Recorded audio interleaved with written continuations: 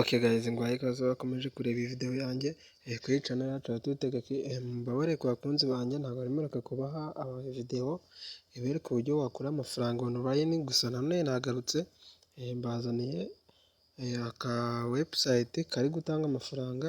Amafaranga nayibone ni ukureba utu ads, ni ukureba ads umuntu aba ya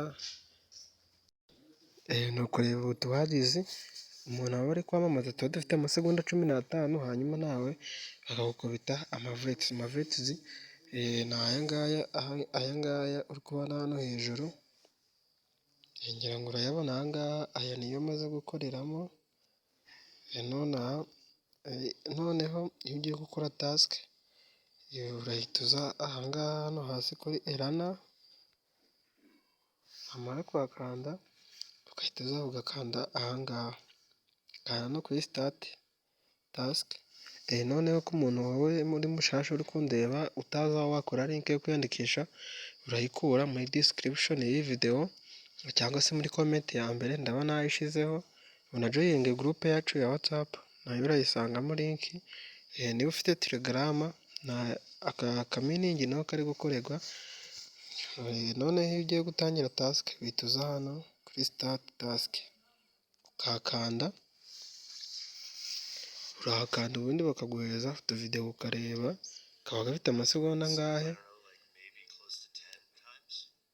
utegereza kakarangira. Noneho iyo kamaze kurangira kugira ngo urabona hano hari akantu k'agakubo baguha, niko ukandaho.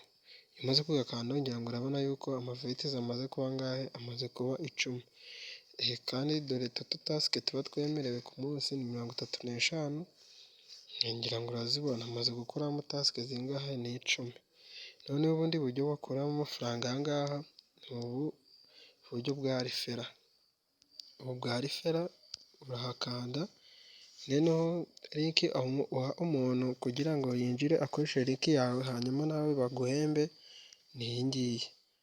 Iyo ugiye kuyikopiya uraza ugakanda ukagumyamo, hanyuma ukayiselectinga yose ugahita ukanda hano kuri copy, ukayikopiya noneho ukayohereza umuntu kugira ngo nawe ayisharinge, cyangwa se ukaza ugakanda hano kuri share on Telegram ugasharinga abari kuri Telegram yawe.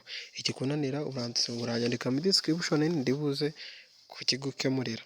Noneho iyo ugiye kubikura, abantu bakunze kugira amatsiko ngo mbese arabikurika bigira bita amafaranga arabikurika. Uhita uza hano kuri withdraw. Iyo umaze gukanda hano kuri withdraw, aha ngaha metode ya mbere uraza ugaselectinga metode ushaka kubikurizamo, ugashyiramo vetis ushaka kubikura. Minimum ni vetis 80. Noneho ugahitamo Binance ID. Iyo umaze gushyiramo Binance ID uhita ukanda submit, hanyuma vetis yawe akakugeraho. Guys, niba video yanjye igufashije wakanda subscribe kuri channel yacu. Ejo ndabakorera video yerekana ukuntu wabikura.